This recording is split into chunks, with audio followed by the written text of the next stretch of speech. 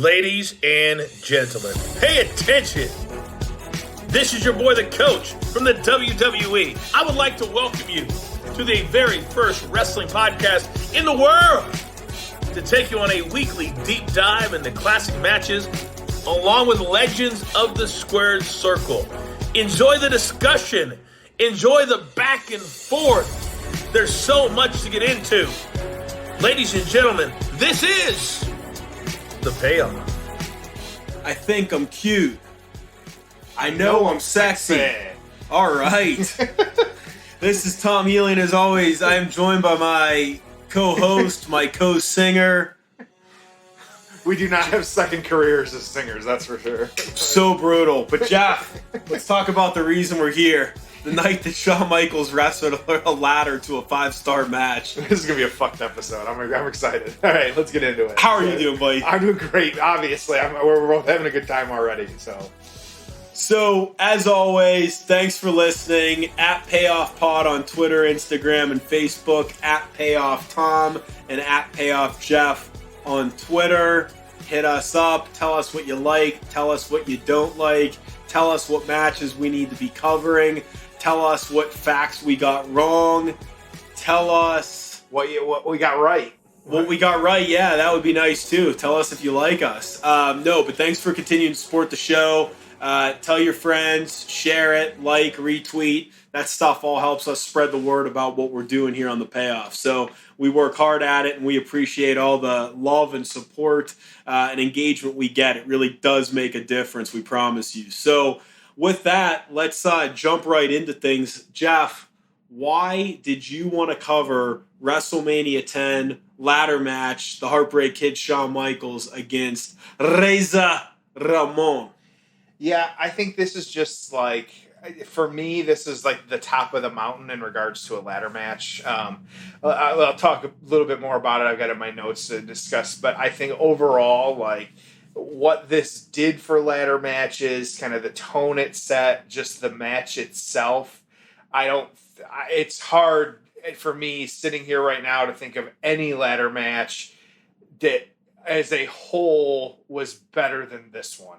And so, a little teaser there for my score at the end here. But yeah, I think that it's just the top of the mountain. What about you? As you said that, you know what I thought was so ironic? That you could argue that the best or your favorite ladder match and Hell in the Cell match is the first one that ever took place. Right. We've seen both of these things done 100 times now, and arguably the first one was the best, or at least we remember it as the best, or we enjoyed it the best, or whatever it might be. So just because someone jumps higher or takes a bigger bump doesn't necessarily mean it was a better match. So, in addition to everything you said, the two big things that stick out to me are this was so revolutionary at the time, number one. Number two is this changed the trajectory of Shawn Michaels' career. And as a major Shawn Michaels fan, I love it. So with that being said, Jeff, let's get to the build. Oh, it's time for the build. Yeah, so kind of jump right in here of just kind of what we got going on. And I'll talk a little bit during the match about like the history of ladder matches and kind of what that is. But this feud, it really opened, drinking our claws. It really started, it dated back to the fall of 1933. This match... Did you say the fall of 1933? 93, sorry. You said 1933, right? Sorry, we've been drinking, yeah. I said, hold on a second. You're going really far back in the build to this one. So back when they would wrestle around a campfire, and so Tom and I are getting loopy here, so here we go. And so anyways, yeah, so the match itself was March of 1994. The feud, the build, started in March of 1993, not 33.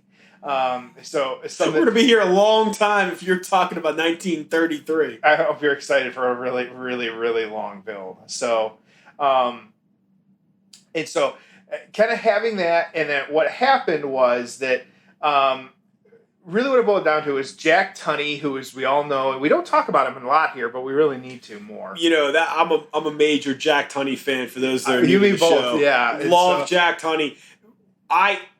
Let me just dare say the best authority figure of all time. Could have at least top 2. Yeah, absolutely. Very presidential. So he decided, powers that be, that he was going to strip Shawn Michaels of his Intercontinental Championship because a lot of different reasons floating around out there, not defending it enough. There were contract disputes, that there were behind the scenes issues, things happening. And so basically Shawn Michaels was a huge pain in the ass until he found God. Right. And then he pretty much he wouldn't drop the belt. He wouldn't drop the strap is what a lot of it boiled down to. So it led to and got to the point where Ramon actually beat Rick Martel to get a shot at the championship belt.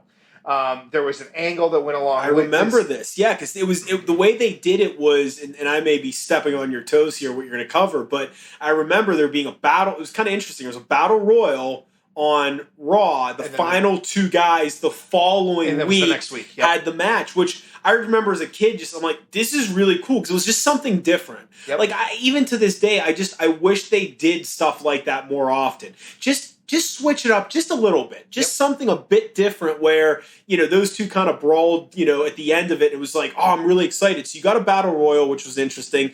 Then the match meant something because it was the final 2 guys. And that was even the most recent AEW. Like when I went to AEW, that's how it was. It was the battle royal, and then it was Hangman and MJF, and they were the final 2. And then it wasn't until the next week where then you got the shot. And so, for this, so you had this match, but of course, during the angle, though, you had Michaels. He refused to acknowledge that there was a title change. And so throughout this whole thing, insisting that he is the one true Intercontinental Champion. He even carried his own belt. That's how much he was playing it up when he was doing this, is that, he wasn't going to drop that. And so, when we get to this match finally between these 2 guys, that's why it doesn't make a whole lot of sense. But for those of you that aren't watching it, there's actually 2 belts suspended above the ring on this one. And this was the first time that anything like this was done. It was because there was the title that WWF recognized at the time as the actual title. But then there was also the strap that Michaels was carrying around, saying that he was that was the one true strap. And so just interesting how it kind of played out. So that's how we got both of those. So Tom, I know you got a little bit more just about the event itself. Yeah, and I forgot how good the build was to this because there was a lot of really interesting stuff happening with Diesel and Shawn Michaels and Razor Ramon. Going back a few years, Razor Ramon's vignettes, go back and watch those when they first brought him in. They did a really good job with those. Obviously, he was a heel at the time. But again, you start these guys off as a heel, then they become a babyface, let the fans turn them. And that was really well done. So there was a lot happening. The, Shawn Michaels kind of real life being a pain in the ass and them having to crown the new title. Then him coming back as the unbeaten champion. It was really good stuff. Some of that happened because it was what was happening behind the scenes, but it all worked out to be pretty seamless and interesting as a fan. This was in the golden days of being a fan where actually I got something interesting to tell you too. So, but this was before I was reading the dirt sheets. So you didn't know. All you knew was what was happening on TV. I wasn't reading the dirt sheets, but there also wasn't the internet. So for all I knew, Shawn Michaels got hurt, he came back, he claimed to still be champ, right? So I thought that was really interesting. Now, the other thing, too, that I remember, and as I transition into covering this card, I remember watching this. I was 10 years old at the time. Now, this might be embarrassing, I don't know, but, I still thought it was a shoot. But I was starting to get smartened up to the business. And I didn't quite know it was a work, but I remember being like, well, Bret Hart kind of had to have known that he was going to win the title that night. It was like a weird phase for me. Now, Jeff, as I just said that, I remembered something else that was very, very disappointing. Was smartened up the term that I recently used that you didn't know? Maybe. I think it might have been. There was a wrestling phrase that I used recently when I texted you, and you didn't know what it was, and I had to explain it. I was very disappointed with you. Okay. And there's times where, and this is just me just shooting from the hip here, and don't take this the wrong way.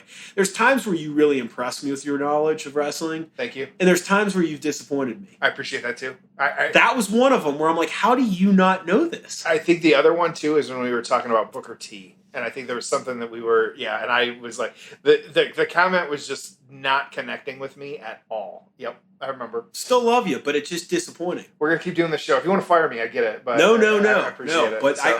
I was very disappointed. So yeah, so me getting smartened up was right around WrestleMania 10. Right. I still love it. I probably mentioned this on a previous show. I still love when like a guy like Steve Austin once in a while will be like, oh yeah, I was training in the business for about 2 years before someone smartened me up. How is it that these guys trained to be pro wrestlers and didn't know it was fucking fake? Yep. I mean, like some of them, I just think they're working the fans. I'm like, you. There's no way that you really for a year didn't know that this was like. Wait, wrestling's fake? Crickets. Yeah, I know. We're going to have to edit this out, and I'll have to explain this to you. Okay. It's real to me, damn it. So. Still the best clip on YouTube ever. All right, so WrestleMania 10, March 20th, 1994, Madison Square Garden, sold out. Big show for the company at the time.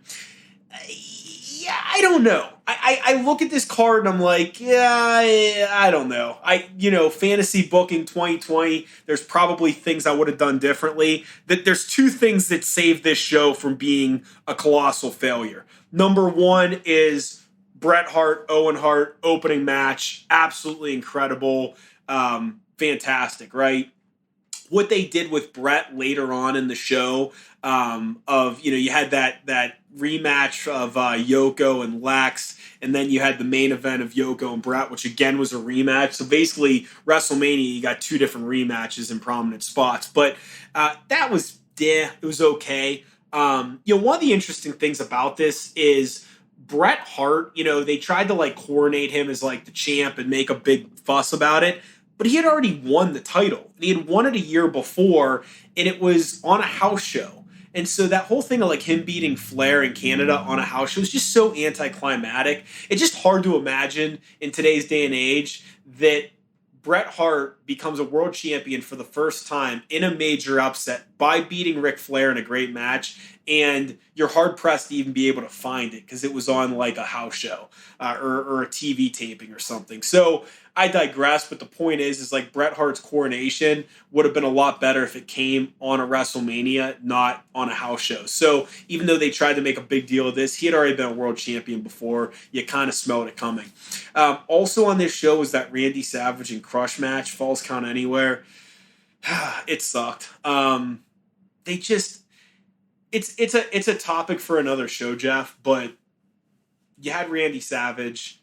He was good on commentary. You still should have used him as a special attraction. He wanted to be a wrestler. He wanted to do a big program with Shawn Michaels.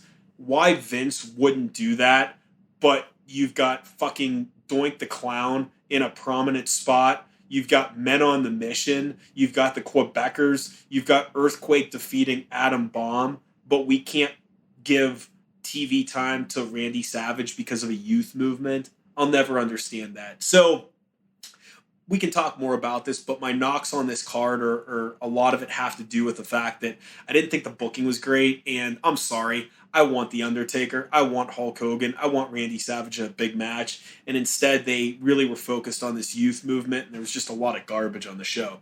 So, interestingly enough, leading into it, the headline of the Torch leading into this was, all about kind of what this was going to be. What was the, this Hart Luger Yoko thing? How does this compare to the past? Is it going to be a success?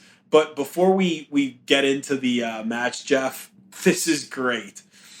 Keller would write, Shawn Michaels versus Razor Ramon is a toss-up. It won't be a classic match for two reasons. The still limited Razor Ramon is in it, and the ladder match stipulation makes the match angle-oriented rather than wrestling-oriented. Look for Diesel to get involved, perhaps leading to a breakup, or at least another stage leading towards the breakup. Prediction, Ramon wins when Diesel's interference backfires. We'll see how that holds up pretty quick here. So we're saying the ladder match stip sucks. We're saying Ramon can't work in the ring, and we're saying it won't be a classic match. Everything about that prediction, including Diesel's interference costing him at the end, is completely wrong. Yeah. Again. Yep. You're making predictions. You're going to be wrong sometimes. So not to beat up on Keller, just more fun to have a good laugh about. So let's get into the payoff. For those that want to watch the match with Jeff and I, we're at the hour 57 mark of WrestleMania 10. Again, 1 hour 57. Ramon is entering the ring. So with that being said, it's time for the payoff. Ho! It's time for the payoff. All right, so jumping right in here, we've got Razor just getting into the ring right now. Of course, love the look, as always do. Michaels is already in the ring. Before we get into this match, and while we're still kind of doing the entrances here, I did a little bit of history on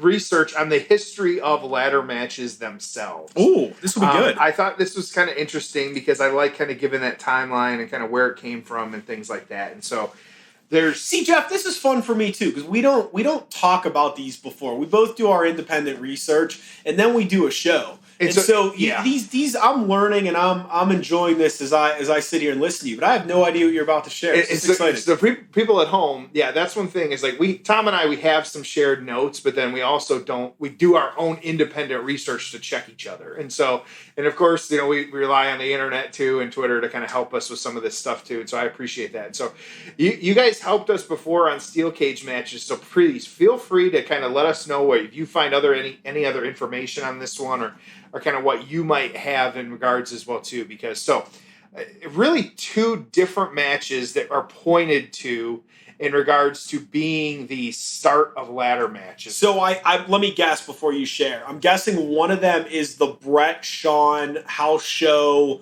ladder match where Brett says he invented the ladder match. Close, and so there is one that kind of predates that, and so. The first one, so that match was 1983. Oh, well, hang on. Let's go back to the very start. So you have Dan Crawford of Stampede Wrestling, who they were based out of Calgary, Alberta, Canada, or British wrestler Kendo Nagasaki. So it was actually 1972 that Stampede Wrestling held the first ever ladder wrestling match between Dan Crawford and Tor Kamada. And the object at the top of the ladder was a wad of money.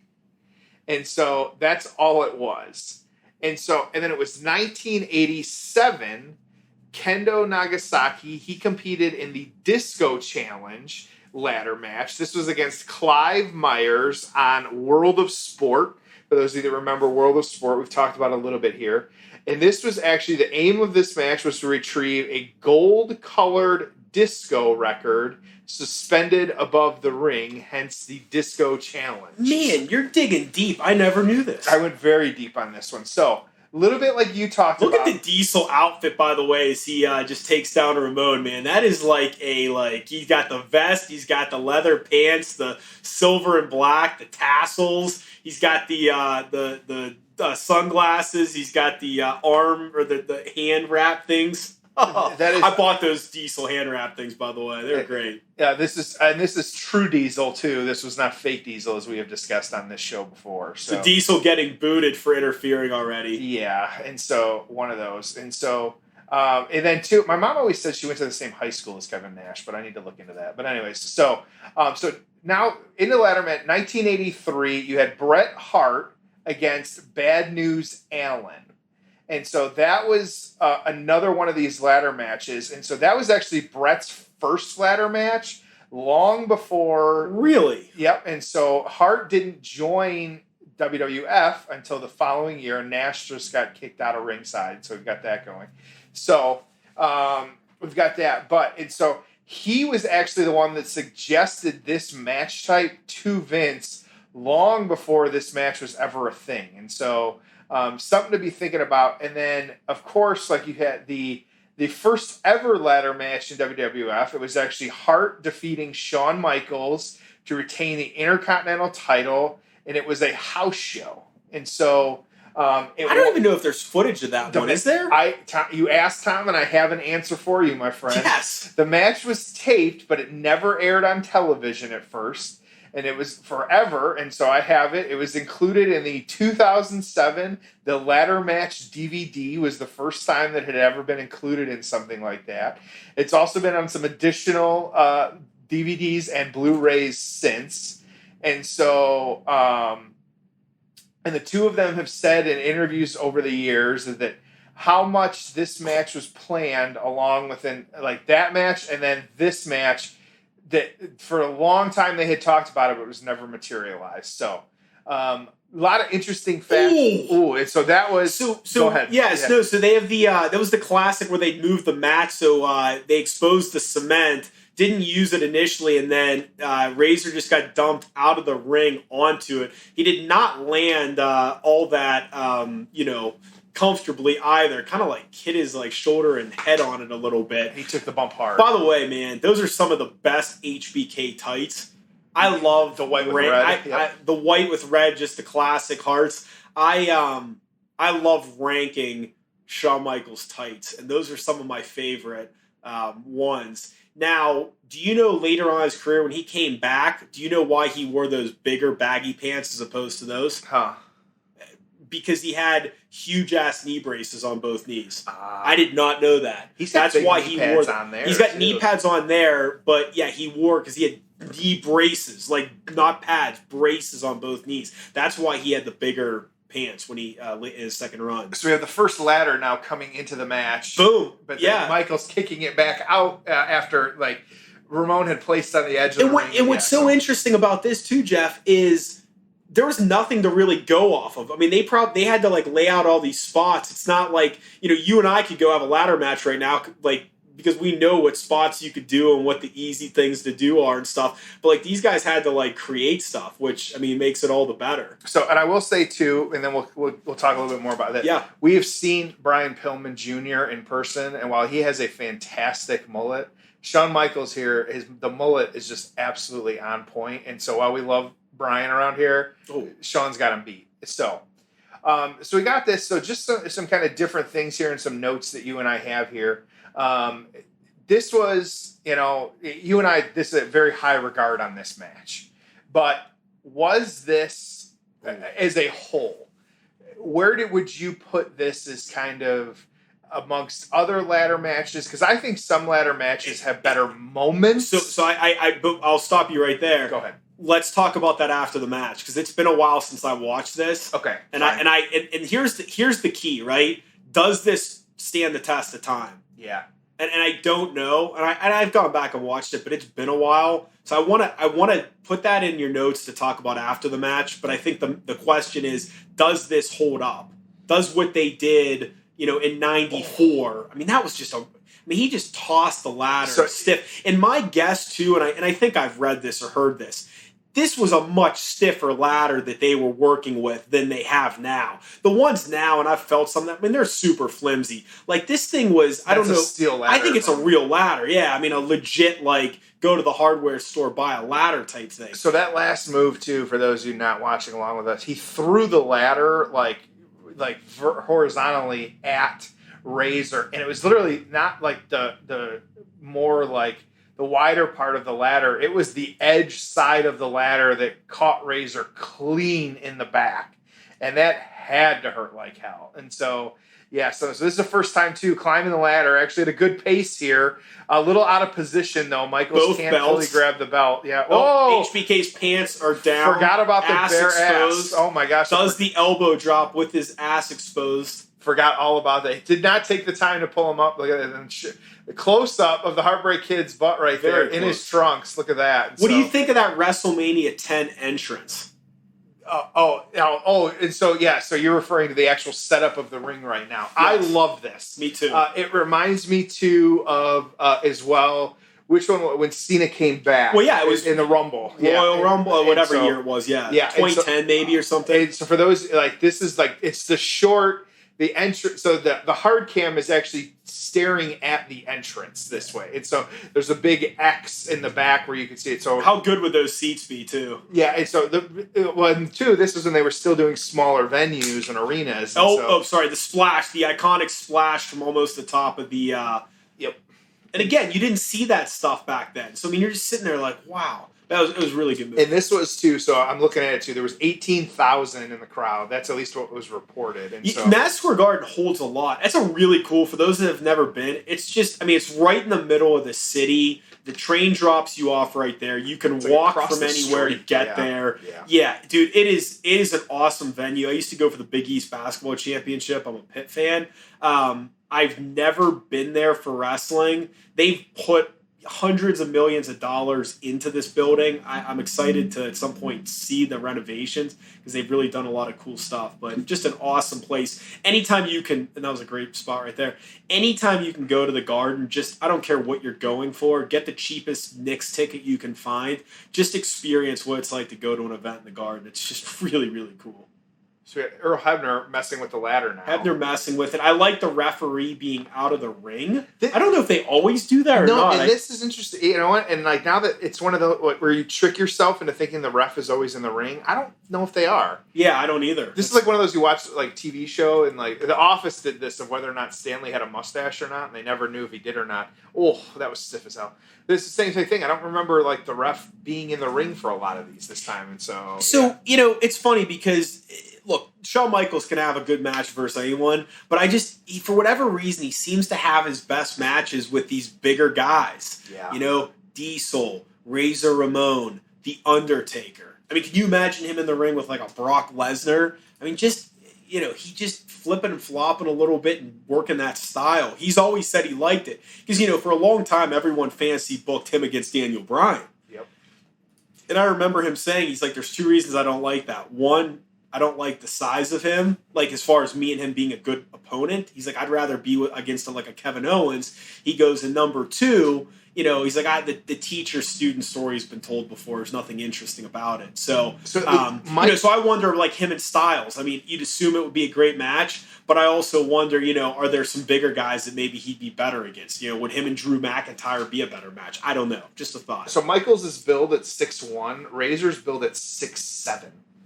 Well, so yeah, Razor ain't 6'7". Right. And Razor's probably 6'4". 6'4", 6'5", yeah. That's a classic right there. Michael's getting thrown into the corner with the ladders there, but then doing the spill over the top rope to kind of get dumped out on the outside. And so have you ever heard the broomstick quote related to this match? Tell me the broomstick quote. Well, they were just, so people were like, yeah, Shawn Michaels had a 5-star match with a ladder. He could have been wrestling a broomstick that night. I always laugh about that. Well, this was the... but Razor was great in this match. That was, too, the...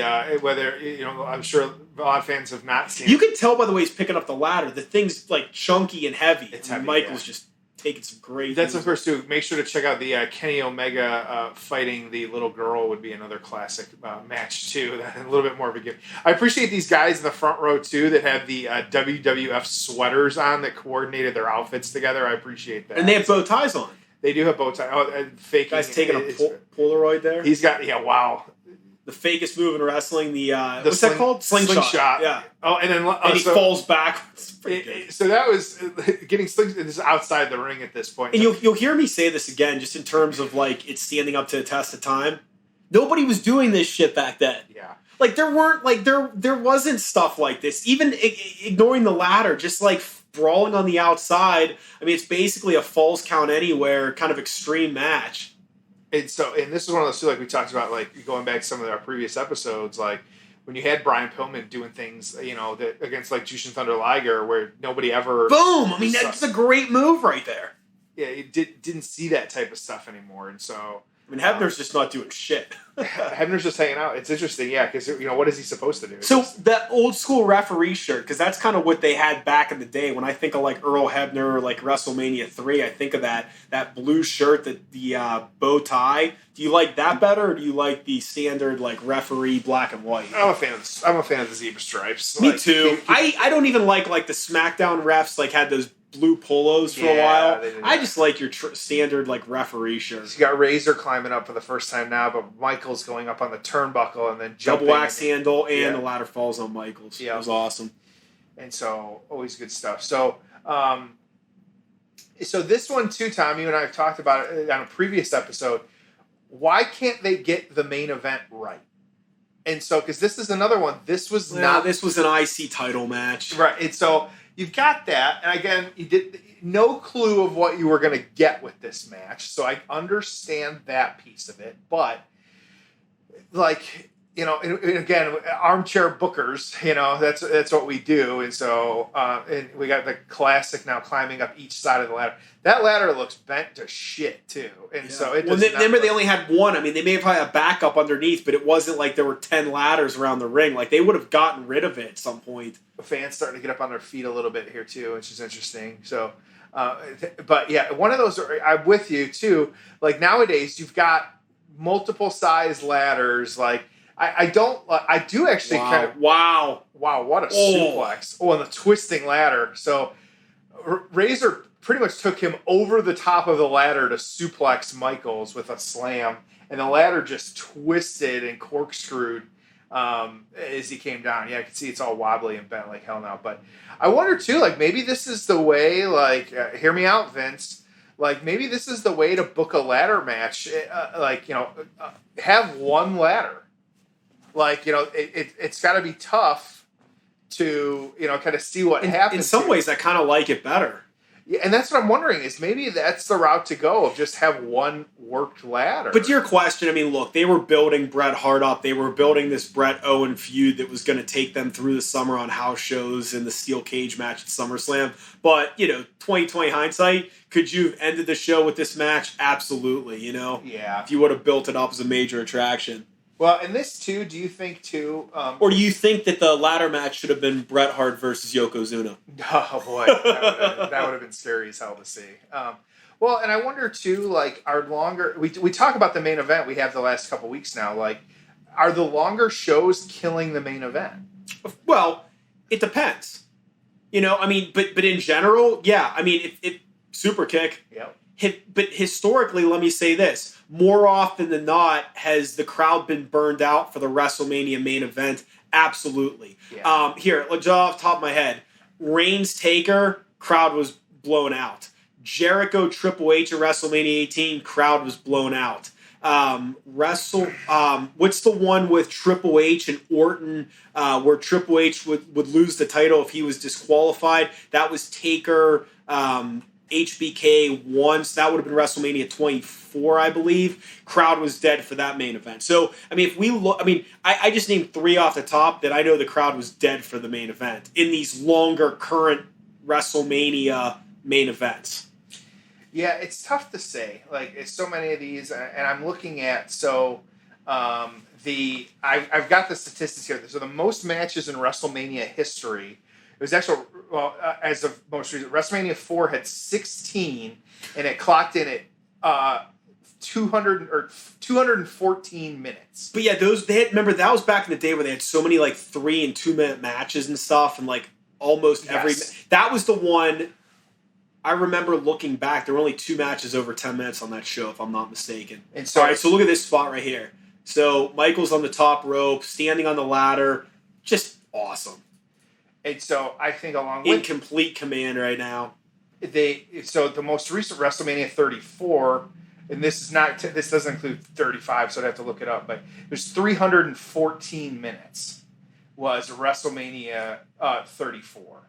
And so now that's not including the pre-show. So that right there, you're at pretty much 5.5 hours. They're going to be burned out at some point. Some of it's luck, some of it's timing, some of it's the weather and stuff like that. I mean, there's a lot of factors that go into these. But, yeah, I mean, the chances of a crowd being hot for a 6-hour show is impossible. So it's what are they going to be down for? Are you and I, as we've said before, we will be in Tampa. Are we expecting some rain for, we going to get matches in the rain this year, do you think? Well, it's 8 weeks away. So, you know, let me pull out my farmer's almanac and tell you. I don't know if we're going to get rain. Well, I think it'd be fun if we did. So I think it would make for interesting. Yeah, absolutely. I would pack my pocket poncho. Bring your Hulkamania poncho with you. That's right.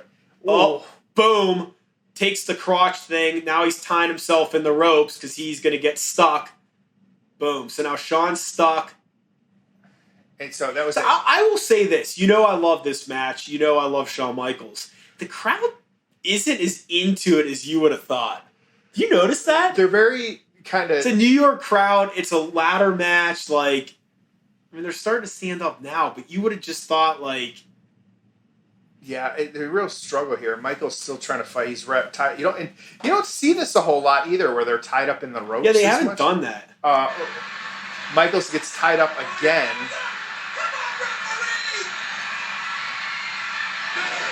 Boom.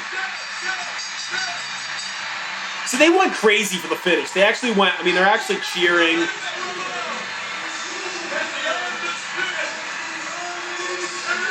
Undisputed because he wins both belts.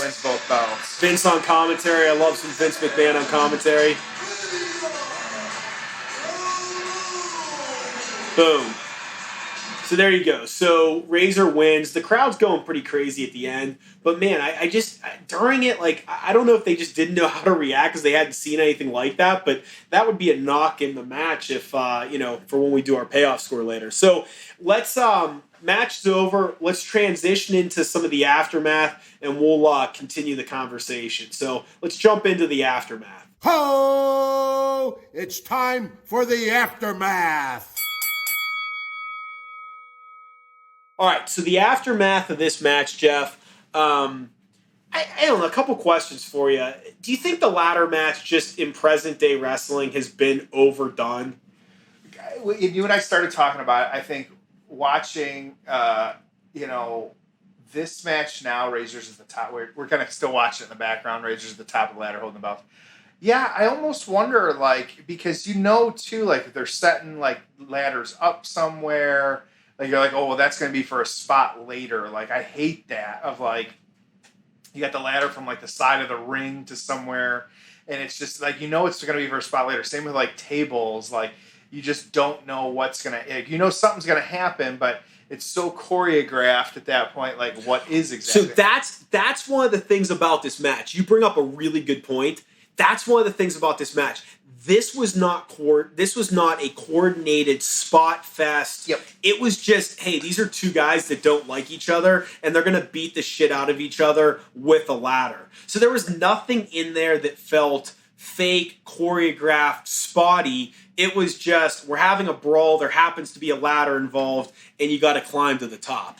The other thing I missed, Jeff, the IC title being, hey, we've got some younger, up-and-coming, non-world champions that are going to have a great wrestling match, and this title is going to mean something. Now we just kind of throw titles on guys. Now you'll see AJ Styles with a U.S. title, and I'm like, well, wait a second. The guy's a world champion. He's a world champion level. Don't like that. Another interesting thing I came across in my research, you ready for this? There was speculation. I didn't remember this, and I don't know if there's any truth to it, but there was speculation that this was Shawn Michaels' last match and that he had given his notice or was talking about giving his notice, and they had already speculated he was going to WCW, and they were saying, can you imagine a Ric Flair-Shawn Michaels feud? Remember, this was before Hogan even went to WCW. So really interesting to see what would have happened and what they would have done with Shawn Michaels. I'm assuming Heartbreak Kid was owned by Vince and would have never been able to be used, but I'm not sure of that. Just a couple other notes on WrestleMania 10. I know that they were trying to push younger guys, but like I said, Savage was not used properly. Hogan, nowhere to be found. Taker, nowhere to be found. Brett had already won the title, so I thought him winning again was very anticlimactic. And Jeff, I'm just not a major Bret Hart fan. Never was. And so it's him being your guy, whatever. But then I'd argue, who are you going to give the world title to on this roster at this time? Yeah, and that's the thing. And I have been a Bret fan. And so, I'm with you on that one. You got to look at what you have. And it's not like nowadays where, how many different people could actually be the champion. There's a lot. You figure there could be at least 10 people that you could actually see holding one of the many belts that they have. But like you said, there is a lot. you and I play this game every once in a while. Like, even sitting here today, I don't know who has the U.S. title or the Intercontinental title, and that's not right. And so, like, because there's zero focus on it, and then you've also got like people like, Brock and Bray, which, like you and I have argued before, don't need those belts, and so they could still be an attraction, a draw, and a commodity without having those things. Like, they put the Fiend got the belt so quick, but you and I both were like, why? Like, it's so, you could do other things with belts. You could do these same stories, and he doesn't need it because you're going to only diminish him when he eventually loses it. So, just very random, but something I wanted to discuss. When you were a kid, you remember where you watched pay-per-views? How did you watch them? It was very, very rare for us to buy them. It was a tape trading thing. That we would get. I think my dad knew someone at work that recorded them. And you never knew the spoilers, obviously. Right, and you never knew what was happening. And so I know I still probably have 2 or 3 tapes of some different shows. It probably wasn't until high school that we really started talking about buying pay-per-views. I remember there was probably about 7 or 8 of us that actually came over and watched. It was the Goldberg losing at the end of his streak, and so I remember us all sitting around watching that one. And so that pay-per-view was done by 11 o'clock. I remember. So just interesting. But that was how, it was rare, and even then, I think there was maybe a couple WrestleManias I would buy over the years, but for the most part, it was still, it was $60. Like, it was, not a ton of money, but it was a lot of money to have to do. Yeah, so I was fortunate. My uncle had a scrambler box, so that's how I'd watch all these.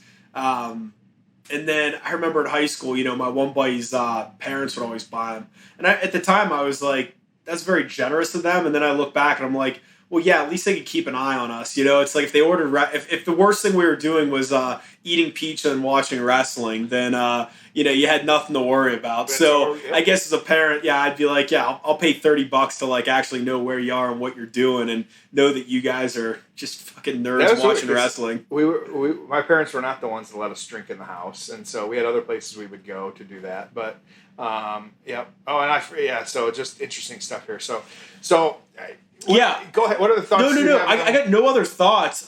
We covered a lot of really good stuff. So talk through storyline, what happened after this, and then I want to get into how it was received and how we think it's held up the test of time. Yeah, and so kind of after this one, it was actually Michaels and Diesel actually captured the tag championship from the Head Shrinkers. This was I like the Head Shrinkers. They were a fun tag team. They were good. Can't forget about them, of course. And then it was actually the next day after this. It was SummerSlam. He had been in possession of the Intercontinental title, but lost it to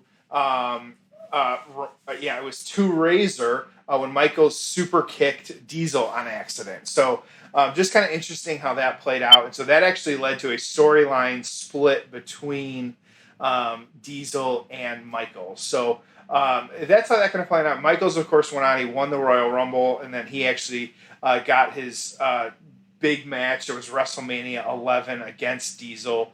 And so just kind of he had the World Heavyweight title at that time. And so a lot of things happening there. Of course, Razor, he just continued to have his feud. A lot of things happening, losing his belt, things like that. And so just kind of interesting how it played out. And, of course, a lot of these storylines and kind of what happened here, there was some Survivor Series as well, too, where it was the 1, 2, 3 Kid, Davey Boy Smith, the Head Shrinkers. They faced Shawn Michaels, Diesel, Owen Hart, Jim Neidhart, and Jeff Jarrett. And so it's actually interesting that Ramon, he was the sole survivor of that Survivor Series match. It went into some feuds as well, too. And so just kind of interesting how this played out. This was kind of typical story at the time. The ladder match itself wasn't pushed as like a big thing.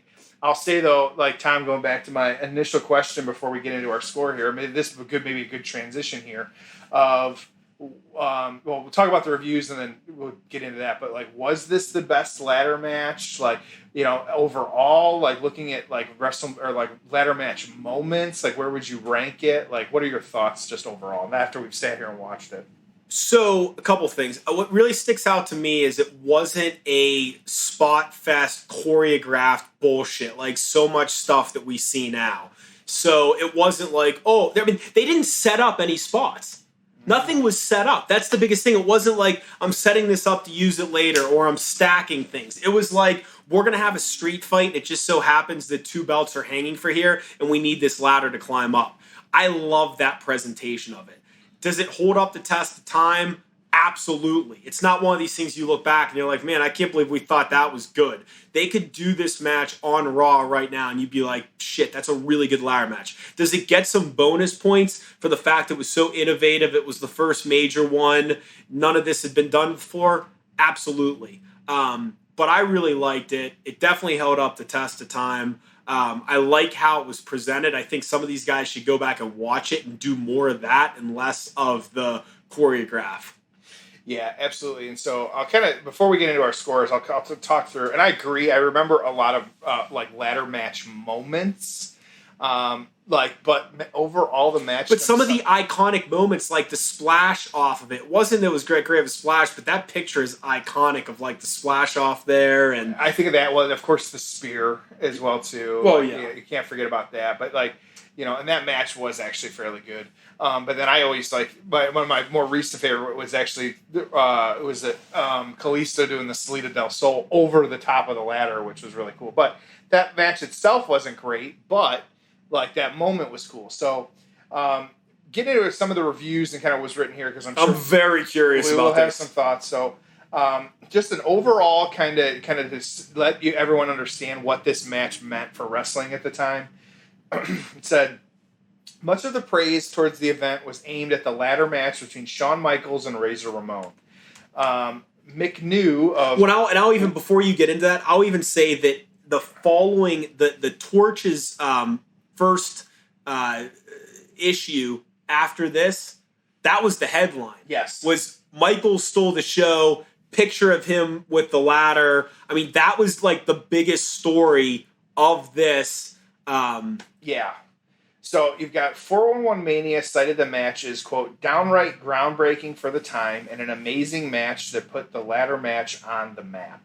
It was one of the few matches in North America to receive a 5-star rating from Dave Meltzer and also be voted Match of the Year 1994 by readers of his Observer newsletter. Pro Wrestling Illustrated, PWI readers also named the match PWI Match of the Year for 1994, and it was number 3.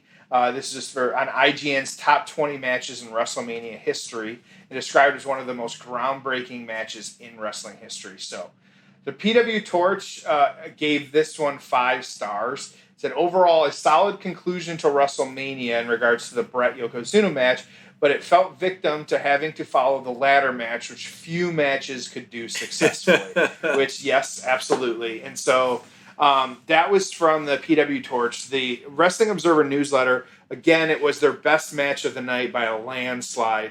And kind of some interesting writings here. Shawn Michaels put on one of the greatest individual performances in the history of the business at WrestleMania 10 in New York's Madison Square Garden to highlight what the consensus is the best pay-per-view show in WWF history.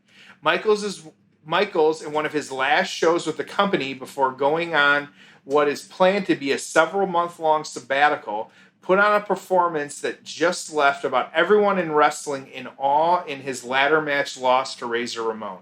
The match, probably the best match ever on a WWF pay-per-view show, somehow overshadowed one of the greatest matches in WWF history between Bret Hart and Owen Hart that opened the show, and the WWF title change with Bret's later regaining of the WWF title from Yokozuna in an average match in the evening's finale. And then he said, and this is interesting because remember, this was at the time when this match happened. So it was a 5 stars, as we said. But if you haven't seen this match, make sure you do, as it'll be remembered for many, many years. And this is the part I enjoy. Watch how ladder matches now become the hottest gimmick on the indie scene. And so just funny how it played out. Like, yes, not just the indie scene, but we know what ladder matches have since become.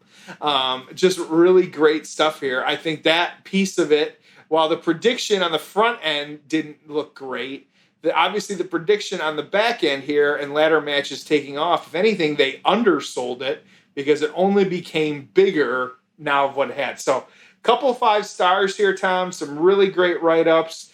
Thoughts on that and your payoff score? Let's do it.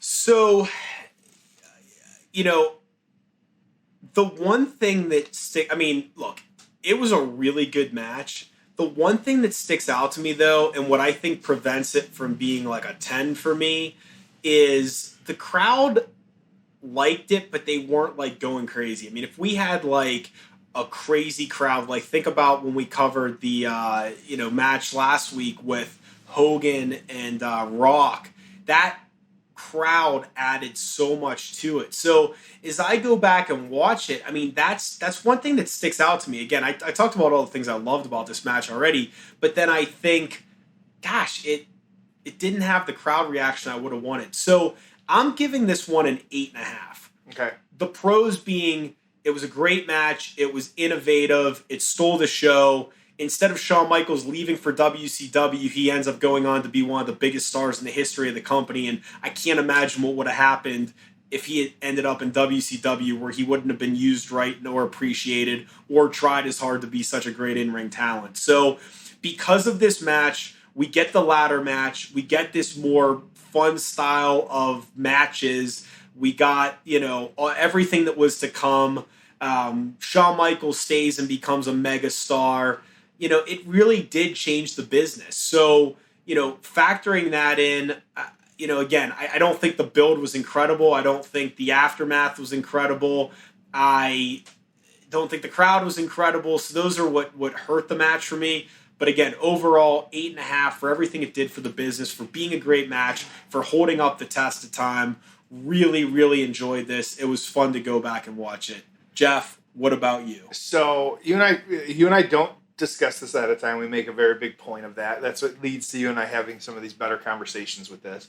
I think while you kind of, not a fan of the crowd, and the finish, and I'll say that too. The finish, it didn't have that like holy shit, and people are going nuts, and Razor Ramon wins, and I can't believe if you would have changed the finish, they were both brawling up there, and one guy got thrown off or something. So, all right, I'm done. But that's another thing too. So I had one score, and then after we've kind of I watched it twice now, recently, and so sitting here, I think that I'm glad I did, because now that I've had a second viewing and I'm able to kind of remove what I've seen versus kind of just kind of what happened.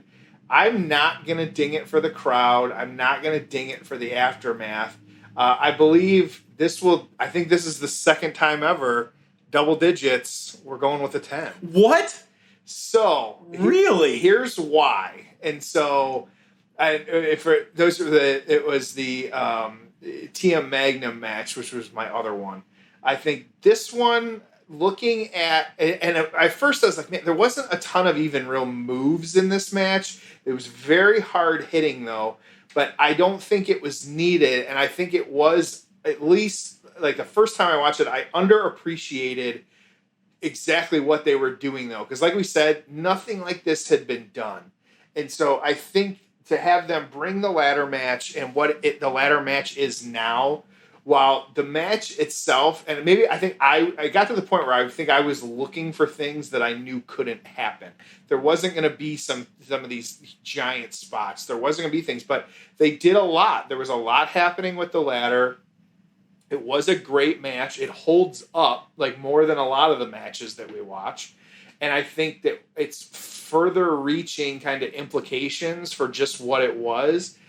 Without it, how's it changed things? What moments did we lose in the business because of it? Right, exactly. And so because of that, I have to score this one as high as I do. And I'm sure I will catch shit for that online. I'm perfectly fine with that. Feel free to throw it in my face. But I am going to stand by that, because I think that just what it was and what it accomplished, even if you remove the crowd, that it still holds up now, even, we're 16 years later, 17 years later. So, yeah. 10.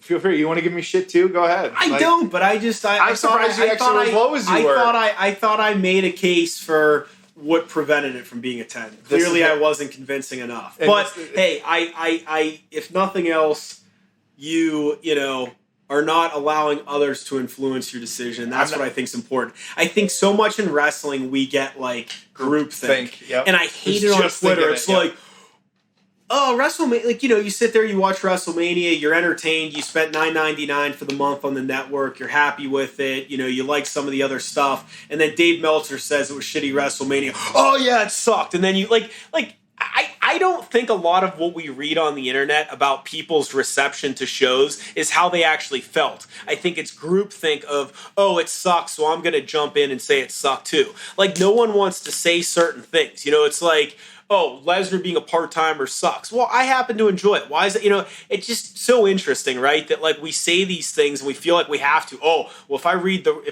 the Observer, then I have to agree with what Meltzer says. I can't possibly say that, you know, his interpretation of something is incorrect. You know, or like it's okay to like go to an AEW show and like dig the product, but be like, yeah, I think that, you know, the Young Bucks are choreographed spot monkeys. Like, both things can be true, you know? And it's okay. It's okay. Yeah, absolutely. So, all right.